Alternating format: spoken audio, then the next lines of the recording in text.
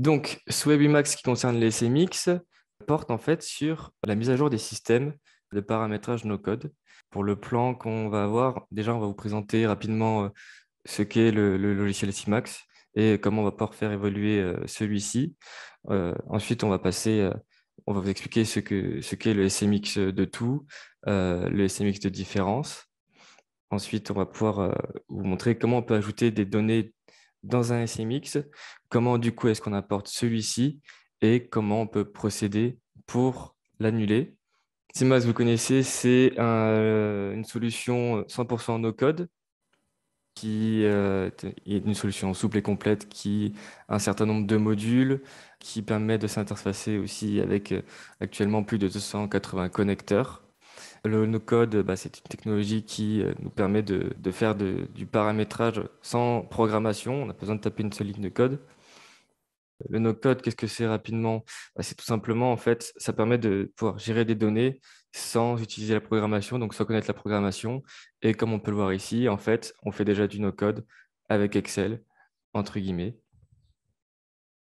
Les avantages du no-code, c'est que c'est beaucoup plus souple, beaucoup plus rapide que une solution de programmation et c'est à la fois simple à prendre en main puisque ça s'apparente à Excel et qu'Excel, c'est en général un logiciel qui est facile à prendre en main.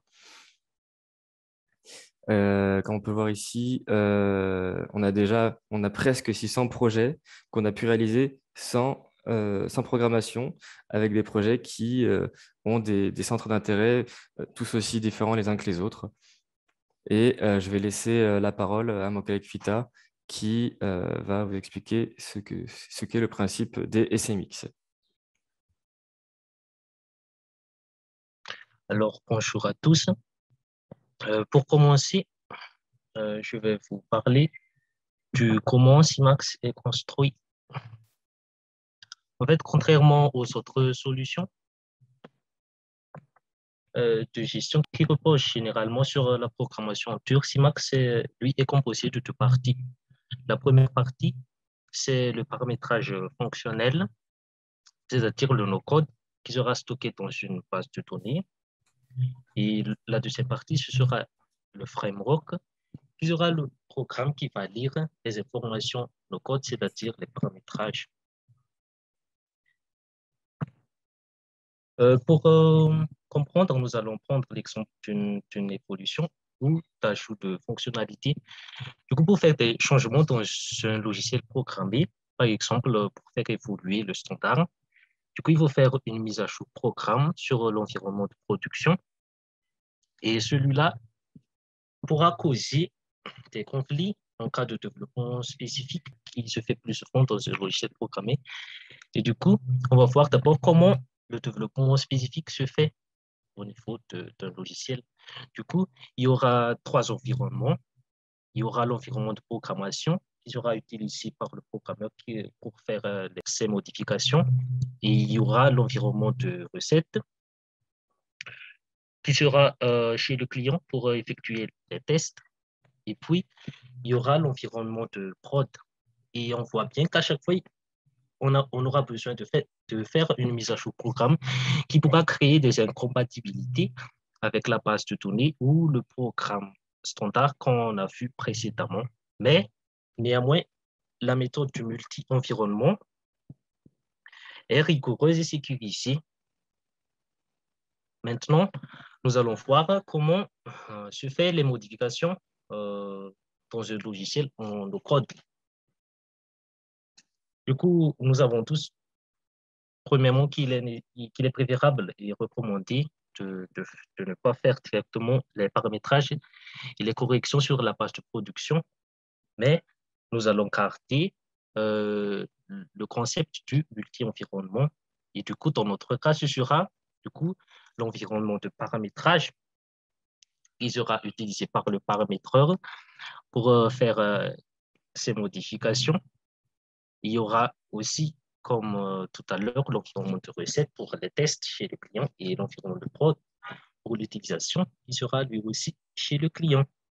Et pour mettre à jour les paramétrages au niveau de ces différents environnements, nous allons utiliser un SMX qui n'est autre qu'un fichier contenant la description XML des paramétrages. C'est un peu l'équivalent du no-code d'une mise à jour logicielle. Maintenant, on va parler de comment faire des changements sur CMAX. Tout d'abord, pour faire des changements, il faut d'abord avoir une version de départ qu'on notera la version N. Et puis, il y a la liste des changements à faire, par exemple, l'ajout d'un champ, des modifications ou parfois des suppressions.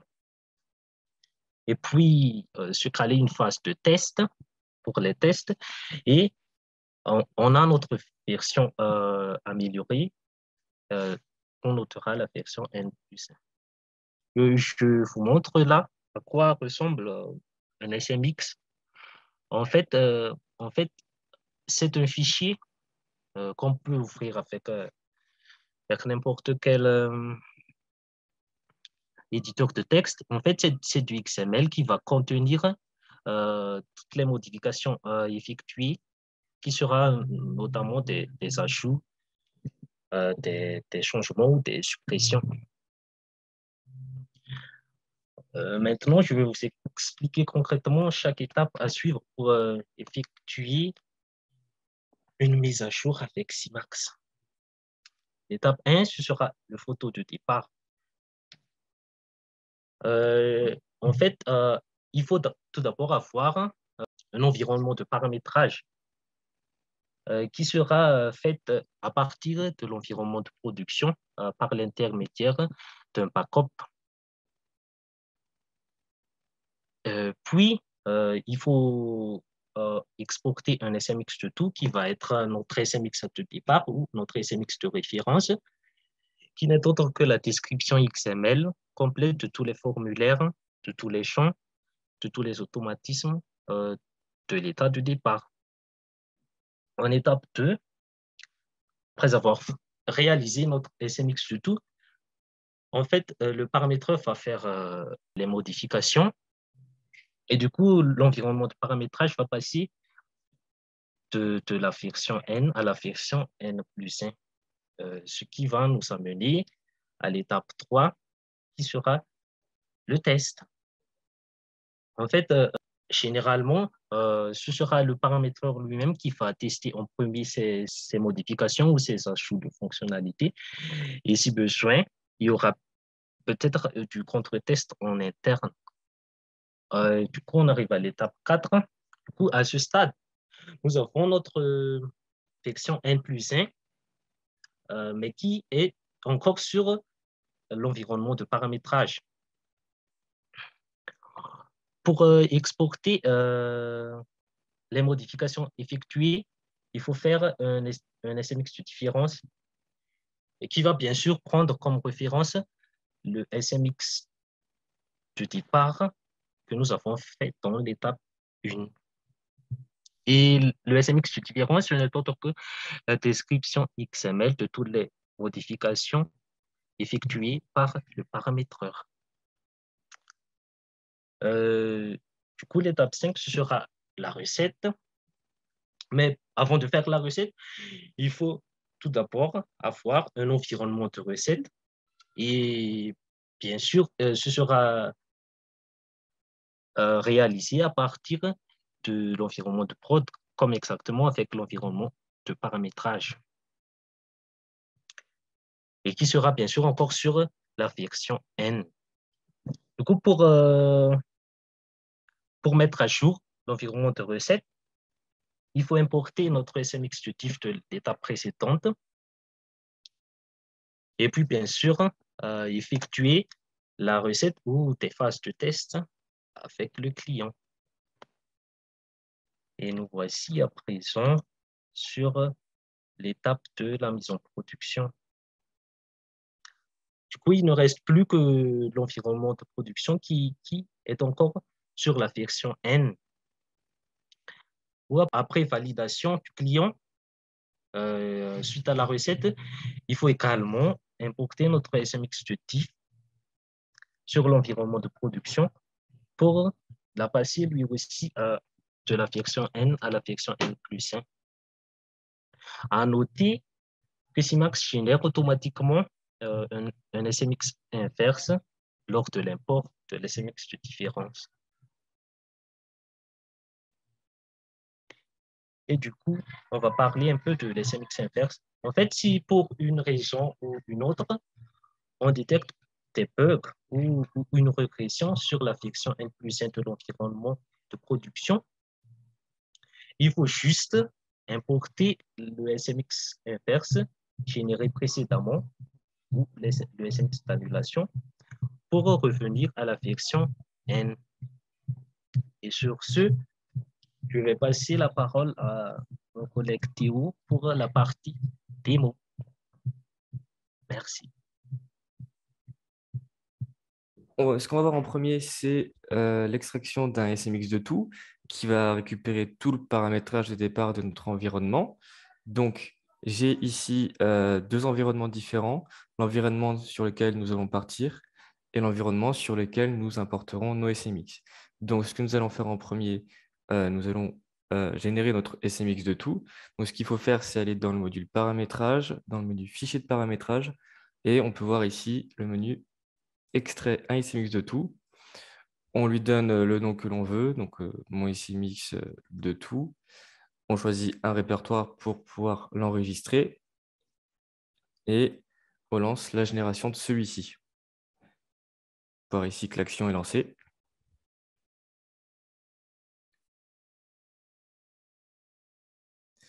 Et on peut voir que notre fichier SMX a bien été généré. On peut aller vérifier dans le dossier que celui-ci a bien été généré comme ceci et on peut le voir en .smx. Ensuite, nous avons le SMX de différence. Donc, l'intérêt d'avoir un SMX de différence, c'est de créer un paramétrage qu'on veut ensuite importer. Donc, nous allons créer rapidement deux formulaires. On va créer un premier formulaire qui va s'appeler nature de produit.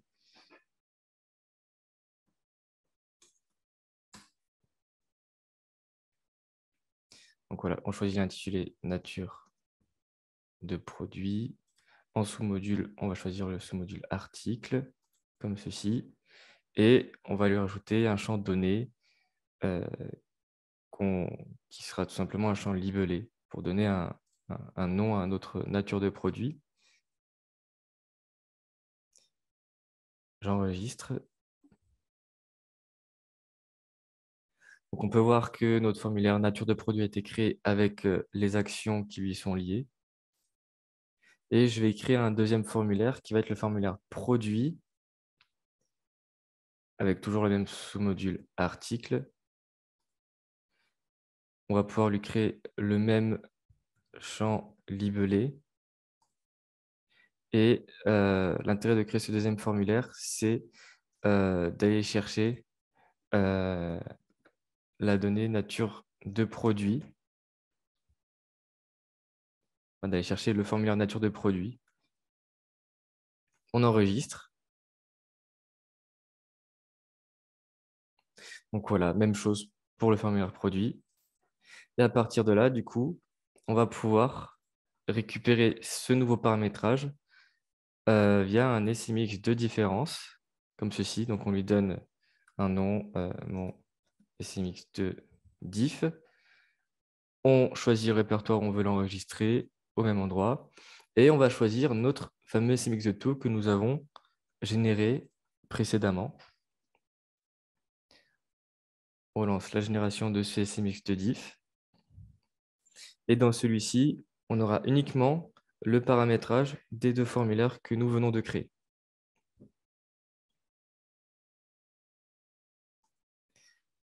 Ensuite, on peut également ajouter des données à nos SMX. Parce qu'actuellement, de la manière dont on a vu là, on a uniquement du paramétrage qui a été enregistré. Et donc, du coup, la question, c'était de comment faire pour ajouter des données. Je n'ai pas encore ajouté de données. Donc, voilà, le fichier a bien été créé. Donc, je vais faire apparaître ma liste de nature produit. Je vais créer une nature de produit, on va l'appeler liquide, par exemple. Je l'enregistre. Celui-ci a été créé.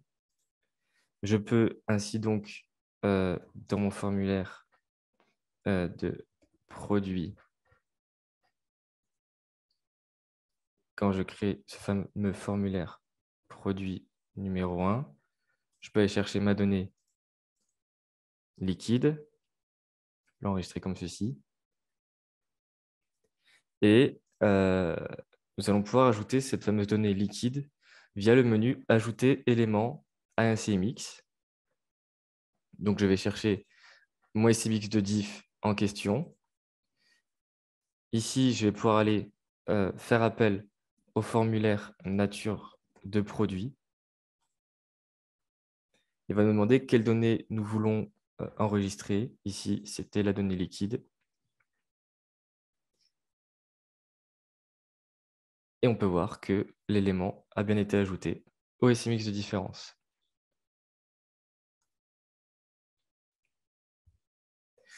Nous allons passer du coup à l'import d'un SMX. Donc, pour ce faire, on va sur notre environnement de test, par exemple, et dans le menu paramétrage, je vais sur le menu Importer un SMX.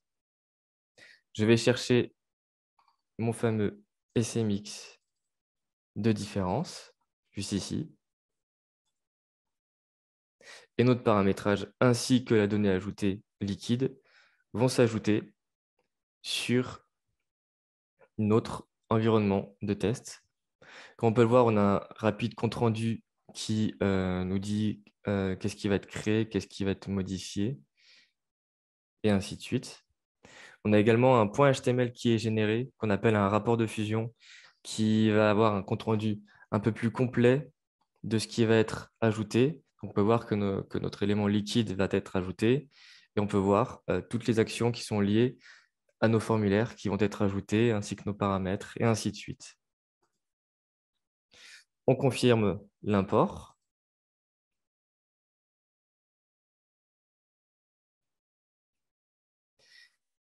Et on peut voir que notre SMX d'annulation a bien été généré sur le chemin qui est référencé juste ici.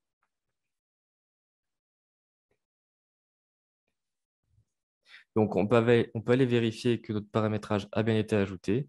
Si par exemple, je fais liste nature de produit, on peut voir que le formulaire nature de produit a été ajouté, ainsi que notre donnée liquide. Vient enfin le SMX inverse ou le SMX d'annulation.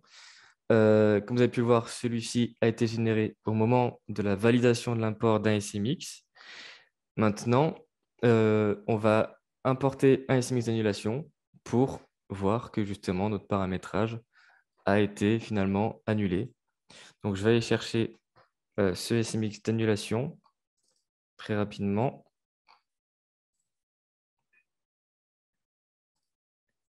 Hop. Comme vous pouvez le voir, il est juste ici. Donc, ça fonctionne de la même manière qu'un import d'un SMX. Importer un SMX. Je vais aller chercher mon SMX d'annulation qui est enregistré juste ici. Je l'importe.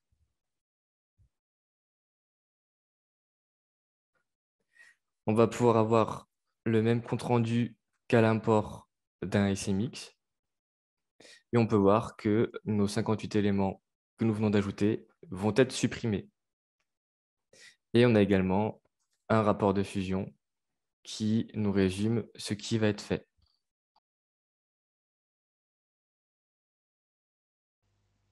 Et mon annulation a bien été importée. Forcément, comme on a fait un import des CMX, une annulation a été une nouvelle fois générée. Et si l'on veut vérifier que notre paramétrage a bien été supprimé, on peut regarder par exemple le formulaire produit. Celui-ci n'existe plus. Voilà, il n'arrive pas à le retrouver. J'espère que ce Webimax vous aura plu. Bien, merci à vous d'avoir été présent.